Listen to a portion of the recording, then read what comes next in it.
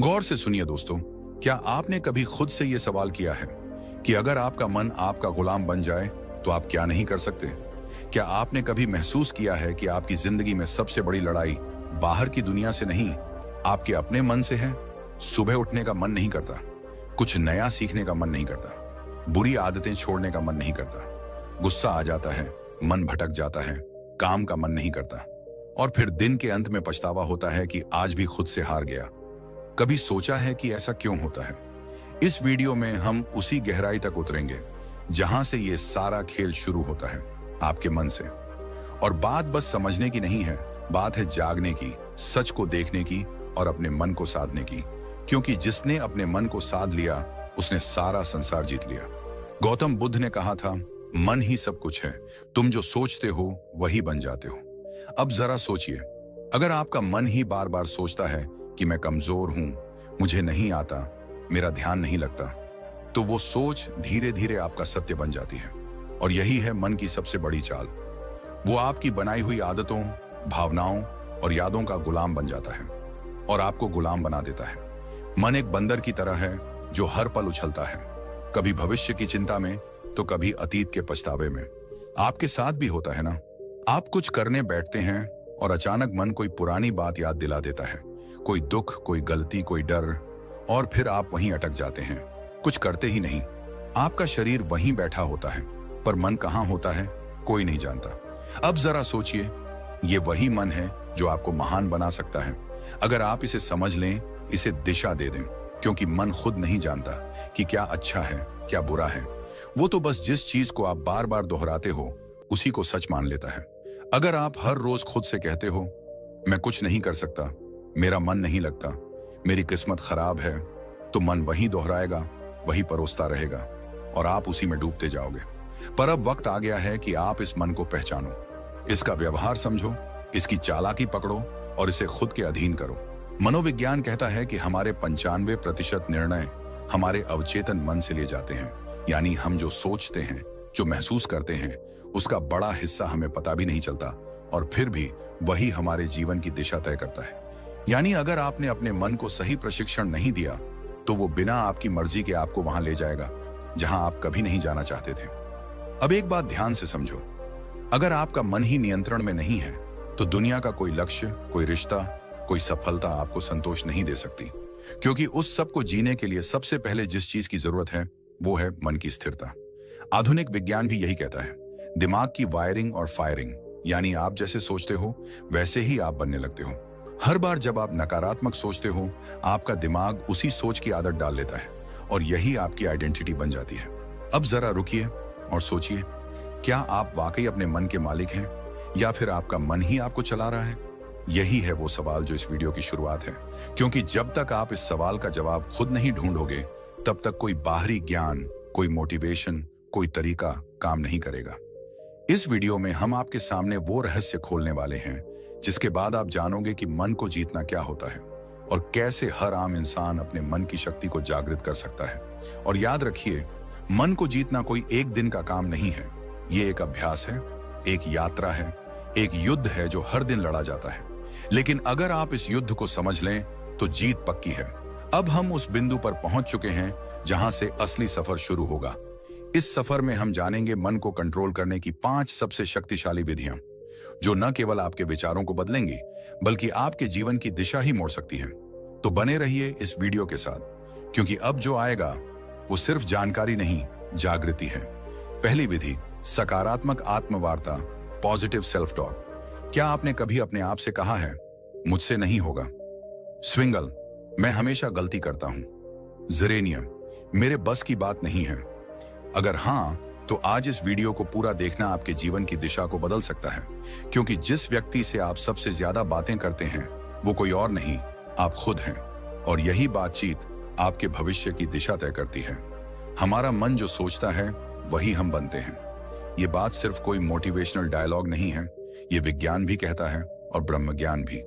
मन को कंट्रोल करने की पहली शक्तिशाली विधि है सकारात्मक आत्मवार्ता, यानी अपने आप से सकारात्मक बातें करना। ये कोई मामूली आदत नहीं, ये आपकी आत्मा से सीधा संवाद है। जब हम रोज खुद को नकारात्मक बातें कहते हैं, जैसे मैं कमजोर हूं, मेरे साथ ही ऐसा क्यों होता है, मुझे कुछ नहीं आता, तो हमारा अवचेतन मन, सबकॉन्शियस माइंड उन बातों को सच मानने लगता है। फिर वही बातें हमारी आदत बन जाती हैं, हमारी सोच बन जाती है और धीरे धीरे हमारा भविष्य भी वैसा ही बनने लगता है। मनोविज्ञान कहता है कि हमारा अवचेतन मन हर उस बात को रिकॉर्ड करता है जो हम खुद से बार बार कहते हैं। इसलिए अगर आप खुद से बार बार बोलते हैं मैं हार जाऊंगा, तो आपकी सोच हारने वाली बन जाएगी। और अगर आप खुद से रोज बोलें मैं कर सकता हूं, मैं सीख सकता हूं, मुझे खुद पर विश्वास है, तो आपका दिमाग उसी दिशा में काम करने लगेगा, सफलता की दिशा में।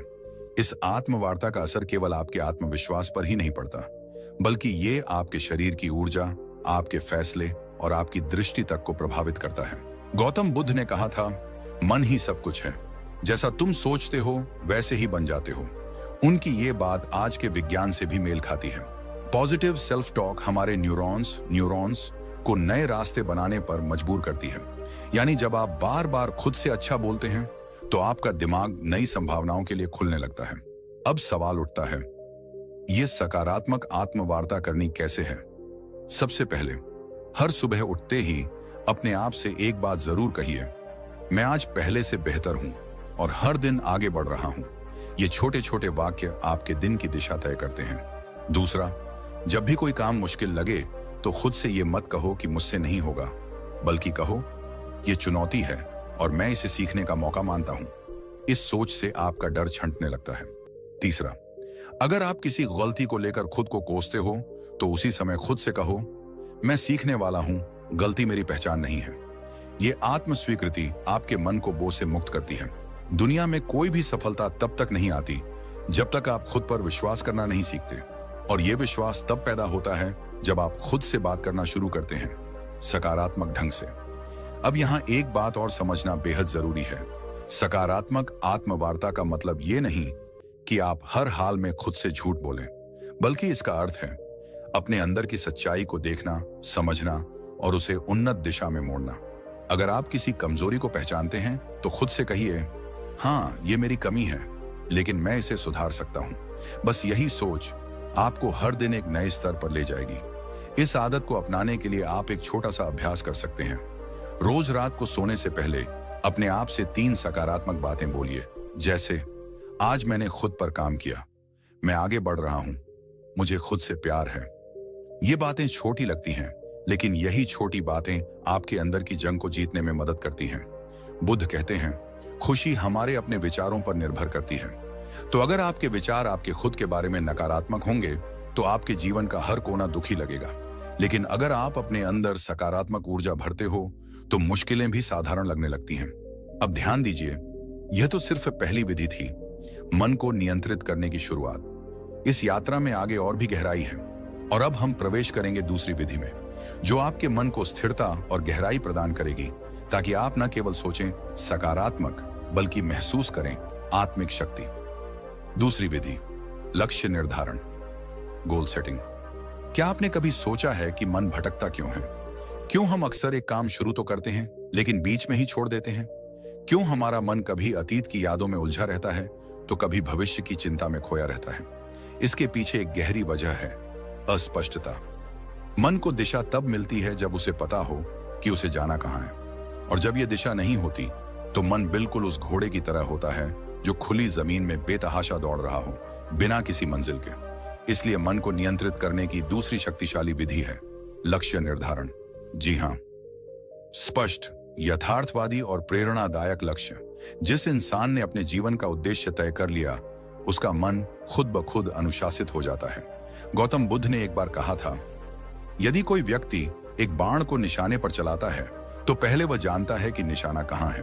उसी प्रकार जीवन को सही दिशा में ले जाने के लिए मनुष्य को पहले अपने लक्ष्य को जानना चाहिए। यह बात सिर्फ बौद्ध दर्शन में नहीं, बल्कि आधुनिक मनोविज्ञान में भी साफ साफ कही जाती है। मनोवैज्ञानिक कहते हैं कि जब आप स्पष्ट लक्ष्य बनाते हैं तो आपका मस्तिष्क एक केंद्र बिंदु ढूंढ लेता है। यह केंद्र बिंदु दिमाग को एक ही दिशा में सोचने, योजना बनाने और मेहनत करने के लिए प्रेरित करता है। जिस तरह से जीपीएस लोकेशन डाले बिना रास्ता नहीं दिखाता, उसी तरह लक्ष्य के बिना आपका मन आपको कहीं नहीं ले जाएगा, या फिर किसी ऐसी जगह पहुंचा देगा जहां आप कभी जाना ही नहीं चाहते थे। यहां पर एक महत्वपूर्ण तथ्य आता है, रेटिकुलर एक्टिवेटिंग सिस्टम RAS, ये हमारे मस्तिष्क का एक खास सिस्टम होता है जो हमें सिर्फ उन्हीं चीजों पर ध्यान देने देता है जो हमारे लक्ष्य से जुड़ी होती हैं। उदाहरण के लिए, अगर आप सोचते हैं कि मुझे एक लेखक बनना है, तो अचानक आपको किताबें, लेखन से जुड़ी जानकारी और अवसर खुद ही दिखने लगते हैं। ये कोई जादू नहीं है, ये आपका लक्ष्य और दिमाग का आपसी तालमेल है। अब सवाल ये है, लक्ष्य कैसा होना चाहिए? कई बार लोग बहुत बड़े बड़े लक्ष्य बना लेते हैं, लेकिन वो इतने धुंधले और अनियोजित होते हैं कि दिमाग उन्हें समझ ही नहीं पाता। इसलिए पहला कदम है अपने लक्ष्य को स्पष्ट और यथार्थवादी बनाना। उदाहरण के लिए, अगर आप कहते हैं मुझे सफल बनना है, तो यह बहुत ही धुंधला लक्ष्य है। लेकिन अगर आप कहते हैं मुझे अगले 6 महीनों में एक किताब लिखनी है, या मुझे 1 साल में एक छोटा बिजनेस शुरू करना है, तो आपका दिमाग उस लक्ष्य को पकड़ पाता है। यहां एक और बात समझना जरूरी है, लक्ष्य केवल मस्तिष्क को दिशा ही नहीं देता, बल्कि भावनात्मक ऊर्जा भी प्रदान करता है। जब हम एक लक्ष्य बनाते हैं और उसे पाने की कल्पना करते हैं, तो हमारे दिमाग में डोपामिन नामक रसायन रिलीज होता है। यह रसायन हमें खुशी, प्रेरणा और एक सकारात्मक ऊर्जा देता है। यानी लक्ष्य केवल मन को रोकता नहीं, बल्कि उसे चलने की सही प्रेरणा भी देता है। अब एक और सवाल उठता है, क्या एक लक्ष्य ही काफी है? तो इसका उत्तर है नहीं। लक्ष्य का विभाजन होना चाहिए, दीर्घकालिक लॉन्ग टर्म, मध्यकालिक मिड टर्म और लघुकालिक शॉर्ट टर्म। क्योंकि जब हम एक बहुत दूर का लक्ष्य बनाते हैं और उसके बीच कोई पड़ाव नहीं रखते, तो हमारा मन थक जाता है और कहता है अभी तो बहुत दूर है, फिर कभी शुरू करेंगे। इसलिए छोटे छोटे पड़ाव होना जरूरी है, ताकि मन को हर पड़ाव पर एक संतुष्टि और प्रगति की भावना मिलती रहे। आप जब एक लक्ष्य तय करते हैं और उस पर काम करना शुरू करते हैं, तो आपका मन विकर्षणों को खुद ही ठुकराने लगता है। जैसे ही आपका ध्यान भटकता है, दिमाग आपको याद दिलाता है हमारा लक्ष्य अभी अधूरा है, और यहीं से शुरू होता है मन पर नियंत्रण। अब सोचिए, एक मन जिसने खुद को एक दिशा में बांध लिया है, वो कितनी शक्ति उत्पन्न कर सकता है। आपने देखा होगा, जब आप किसी जरूरी काम में पूरे मन से लगे होते हैं, तो आपको भूख, प्यास, थकावट कुछ भी महसूस नहीं होता। क्यों? क्योंकि लक्ष्य ने आपके मन को पूर्ण रूप से फोकस्ड कर दिया है। यही शक्ति अगर हर दिन की आदत बन जाए, तो आपका जीवन वो रूप ले सकता है जिसकी कल्पना आपने कभी सिर्फ सपनों में की थी। आज के समय में सबसे बड़ी बीमारी क्या है? ओवर थिंकिंग, एंग्जाइटी, डिस्ट्रैक्शन, और इन सब का इलाज है लक्ष्य। लक्ष्य तय कर लीजिए और फिर देखिए आपका मन कैसे स्वतः अनुशासित होने लगता है। वो हर चीज जो आपका समय बर्बाद कर रही है, वो बेकार लगने लगेगी। मन बार बार आपको खींचकर आपके लक्ष्य की तरफ ले जाएगा। ये कोई चमत्कार नहीं, ये मन की दिशा बदलने की तकनीक है। अब जरा ये विचार कीजिए, अगर एक छोटा सा चुंबक लोहे की सुई को खींच सकता है, तो एक स्पष्ट और सशक्त लक्ष्य आपके मन को कितना खींच सकता है? मन जो अभी तक इधर उधर भागता फिर रहा था, वह धीरे धीरे उस चुंबक यानी लक्ष्य की ओर आकर्षित होने लगेगा। गौतम बुद्ध ने कहा था, मन अत्यंत चंचल है, लेकिन यदि उसे साध लिया जाए, तो वह आपके सबसे बड़े शत्रु को भी मित्र बना सकता है। इस साधना का पहला चरण था आत्मवार्ता और दूसरा लक्ष्य निर्धारण। ये दोनों विधियां मिलकर आपके मन को भीतर से पुनः प्रशिक्षित करती हैं। ये उसे एक नए रास्ते पर चलाना सिखाती हैं, जहां दिशा है, उत्साह है और स्पष्टता है। तो अगर आप चाहते हैं कि आपका मन आपकी बात माने, तो सबसे पहले आप उसे बताइए कि कहां जाना है। फिर देखिए कैसे वो रास्ता खुद बनाने लगता है। और यही से शुरू होती है वास्तविक आत्मशक्ति की यात्रा।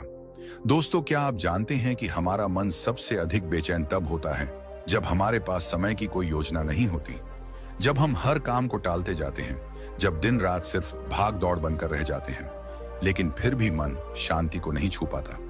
तब असल में दिक्कत समय की नहीं होती, बल्कि उस समय के प्रबंधन की होती है।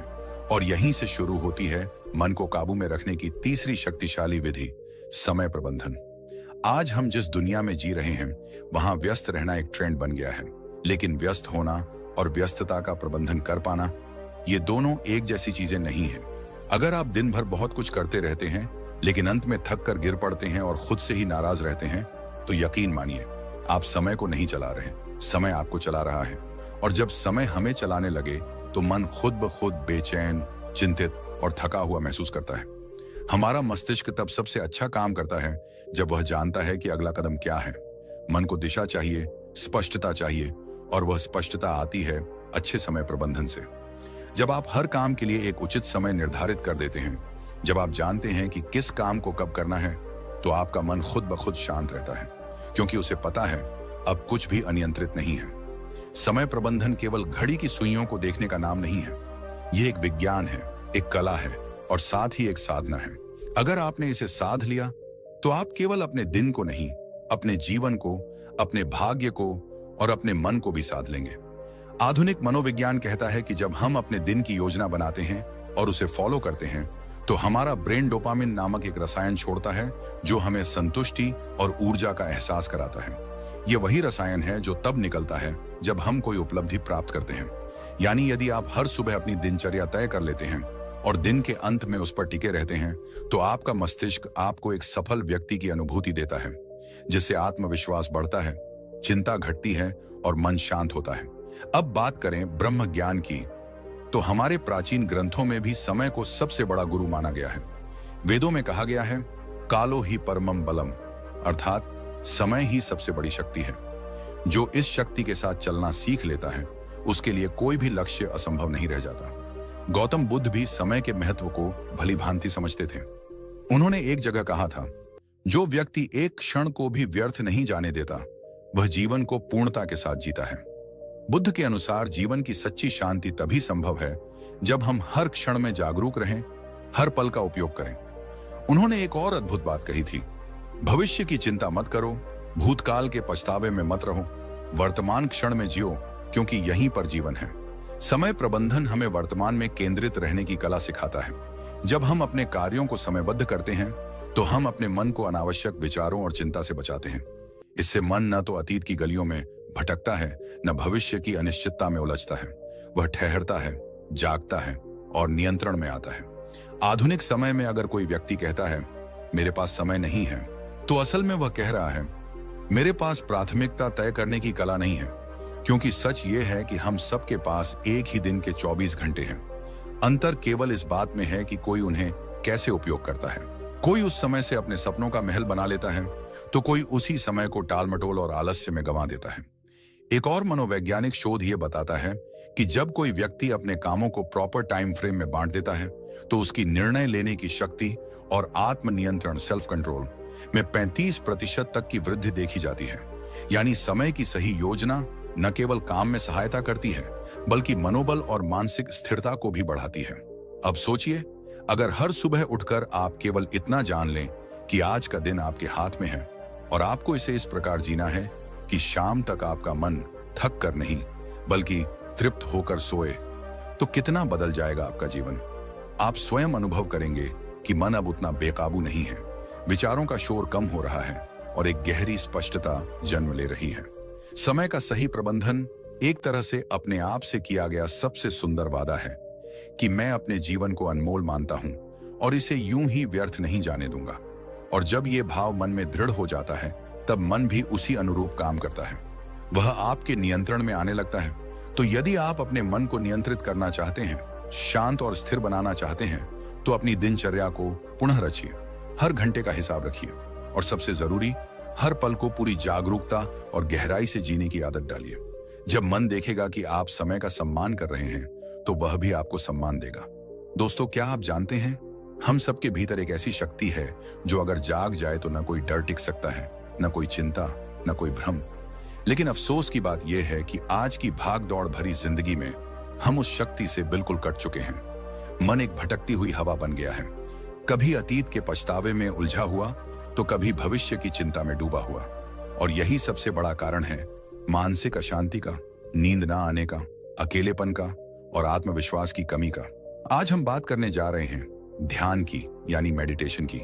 यह सिर्फ कोई साधना नहीं, ये कोई ट्रेंड नहीं, ये कोई वेस्टर्न तकनीक नहीं, बल्कि ये हमारी ही आत्मा का द्वार है, जिससे होकर हम अपने भीतर के सच्चे स्वरूप तक पहुंच सकते हैं।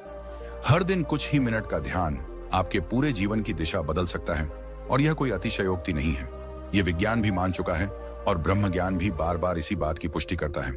जब आप ध्यान करते हैं, तो सबसे पहले जो होता है वो यह कि आपका मन स्थिर होता है।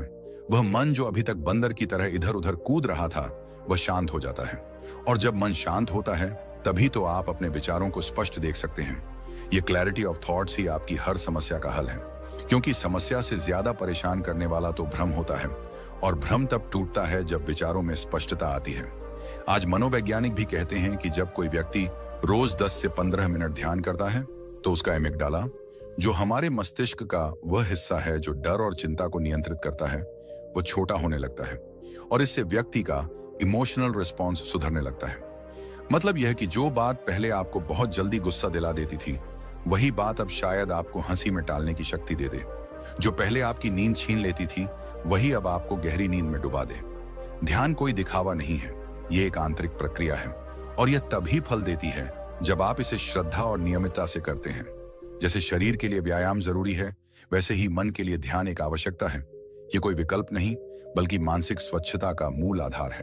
अब जरा एक पल रुकिए और अपने भीतर झांकिए, बिना किसी आवाज के, बिना किसी शब्द के, बस खुद के साथ कुछ पल बिताने की कोशिश कीजिए। क्या आप जानते हैं कि जब आप गहराई से ध्यान में जाते हैं तो आप न सिर्फ अपने विचारों को समझने लगते हैं, बल्कि आप यह भी महसूस करने लगते हैं कि आप वो विचार नहीं हैं। आप तो वो देखने वाला है जो हर विचार को आते जाते देख रहा है। गौतम बुद्ध ने ध्यान को जीवन का मूल बताया। उन्होंने कहा, ध्यान ही एकमात्र रास्ता है जिससे तुम अपने भीतर की आग को बुझा सकते हो। उन्होंने वर्षों तक मौन साधना की, अपने विचारों को परखा, और उसी गहराई से उन्होंने संसार को बताया कि मनुष्य का दुख किसी बाहरी कारण से नहीं होता, बल्कि उसके मन की अस्थिरता ही उसका सबसे बड़ा शत्रु है, और इस शत्रु को हराने का एकमात्र रास्ता ध्यान है। बुद्ध के अनुसार ध्यान तुम्हें साक्षी बनाता है, और जब तुम साक्षी हो जाते हो, तब तुम अपने डर को भी, अपने क्रोध को भी, अपनी व्यथा को भी बाहर से देख सकते हो। और यही दूरी ही तो है मुक्ति की शुरुआत। आज जितना समय हम बाहरी चीजों पर खर्च कर देते हैं, मोबाइल स्क्रॉलिंग, टीवी देखना या बेवजह की बातचीत, अगर उसी में से हम सिर्फ 15 मिनट अपने लिए, अपने मन के लिए दे दें, तो सोचिए हमारा जीवन कितना बदल सकता है। ध्यान करने के लिए किसी विशेष स्थान या किसी विशेष पद्धति की आवश्यकता नहीं, बस शांति हो, एक कोना हो, और हो थोड़ी सी इच्छा खुद को समझने की, खुद से मिलने की। आप चाहे तो आंखें बंद करें, अपनी सांसों पर ध्यान दें, चाहे तो ओम का उच्चारण करें, चाहे तो सिर्फ मौन रहें। तरीका कोई भी हो सकता है, लेकिन परिणाम हमेशा एक ही मिलेगा, शांति, गहराई और भीतर की शक्ति। ध्यान हमें सिखाता है कि शांति बाहर नहीं, भीतर है। ध्यान हमें सिखाता है कि समाधान कोई और नहीं देगा, हमें खुद ही खोजना होगा। ध्यान हमें सिखाता है कि जब तक तुम अपने मन पर नियंत्रण नहीं करते, तब तक कोई भी चीज तुम्हें पूरी तरह संतुष्टि नहीं दे सकती, न दौलत, न रिश्ते, न सफलता। और अंत में एक बात जो सबसे जरूरी है, ध्यान कोई एक बार का प्रयोग नहीं है, यह एक निरंतर यात्रा है। जैसे जैसे आप इस यात्रा में आगे बढ़ेंगे, वैसे वैसे आप खुद को उस रूप में जानने लगेंगे जो आप वास्तव में हैं। आप पाएंगे कि आप सिर्फ एक शरीर नहीं, एक नाम नहीं, एक पहचान नहीं, बल्कि आप शुद्ध चेतना हैं, शुद्ध शक्ति हैं। और जब यह बोध हो जाता है, तब मन पर नियंत्रण कोई कठिन कार्य नहीं लगता। तब चिंता मिट जाती है, तब डर भाग जाता है, तब भीतर से आवाज आती है, अब तुम मुक्त हैं।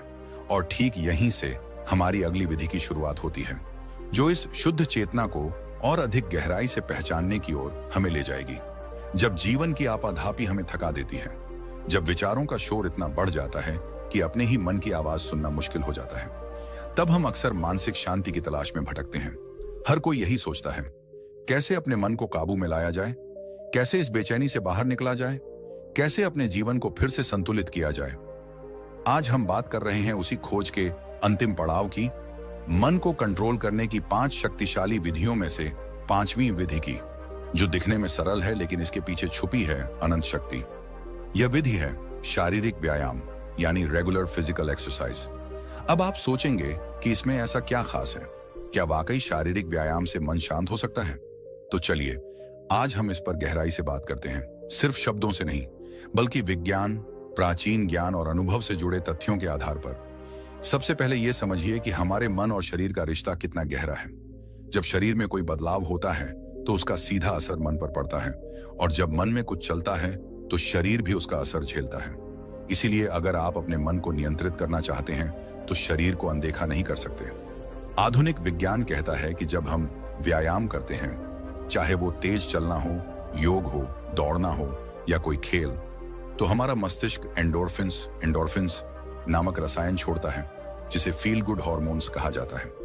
यह वही रसायन है जो हमें सुकून देता है, तनाव को कम करता है और मन को स्थिर करता है। यही कारण है कि जो लोग रोजाना व्यायाम करते हैं वे मानसिक रूप से ज्यादा स्थिर, शांत और सकारात्मक बने रहते हैं। अब अगर हम प्राचीन ब्रह्म ज्ञान की ओर देखें तो वेदों और उपनिषदों में भी कहा गया है, शरीर माध्यम खलु धर्म साधनम, अर्थात यह शरीर ही धर्म पालन का पहला साधन है। जब शरीर स्वस्थ होगा तभी मन भी अनुशासित होगा और जीवन का लक्ष्य प्राप्त कर पाना संभव होगा। गौतम बुद्ध के जीवन में भी इसका विशेष महत्व देखने को मिलता है। बुद्ध ने अपने शिष्यों को केवल ध्यान और उपदेश ही नहीं दिए, बल्कि उन्हें नियमित रूप से चलने, शरीर को सक्रिय रखने और अपने शरीर के साथ अपने मन का भी ध्यान रखने की शिक्षा दी। जीवन में मध्य मार्ग अपनाओ, ये बुद्ध का सबसे बड़ा संदेश था। न तो शरीर को इतना थकाओ कि वह टूट जाए और न ही उसे इतना आराम दो कि वह जड़ हो जाए। संतुलन ही असली साधना है। ध्यान दीजिए, जब आप थके हुए होते हैं, तनाव में होते हैं या क्रोध में होते हैं तो आपका शरीर कैसा हो जाता है? आपकी सांसें तेज चलने लगती हैं, मांसपेशियां कस जाती हैं, नींद उड़ जाती है और पेट में गड़बड़ी होने लगती है। यह सब शरीर के अंदर का संकेत है कि मन ठीक नहीं चल रहा। लेकिन जैसे ही आप व्यायाम करते हैं, श्वास गहरी होती है, शरीर में ऊर्जा दौड़ती है, नींद सुधरती है और मन हल्का लगने लगता है। इसका एक और गहरा पक्ष है जो बहुत कम लोग समझते हैं। जब आप व्यायाम करते हैं तो आप अपने शरीर से जुड़ते हैं। उस क्षण आप वर्तमान में होते हैं, अभी और यही है being in the present moment, जो कि ध्यान का सबसे मूल सिद्धांत है। और जब आप इस तरह से हर दिन अपने शरीर के साथ उपस्थित रहते हैं तो धीरे धीरे आपका मन भी आपके नियंत्रण में आना शुरू करता है। व्यायाम का मतलब सिर्फ जिम जाना या भारी वजन उठाना नहीं है। यह तो आपकी दिनचर्या का एक हिस्सा बन सकता है, जैसे सुबह की सैर, सूर्य नमस्कार, प्राचीन योगासनों का अभ्यास या यहाँ तक कि खेतों में काम करना भी एक तरह का व्यायाम है। सवाल यह नहीं है कि आप क्या करते हैं, सवाल यह है कि आप कितनी नियमितता से करते हैं और कितनी श्रद्धा से करते हैं। और एक बात हमेशा याद रखें, जब आप अपने शरीर को रोज सुधारते हैं तो आप अनजाने में अपने मन को भी एक नई मन को नियंत्रित करना कोई एक दिन का काम नहीं है। ये एक यात्रा है, आत्मज्ञान की, अनुशासन की और अपने भीतर की शक्ति को पहचानने की।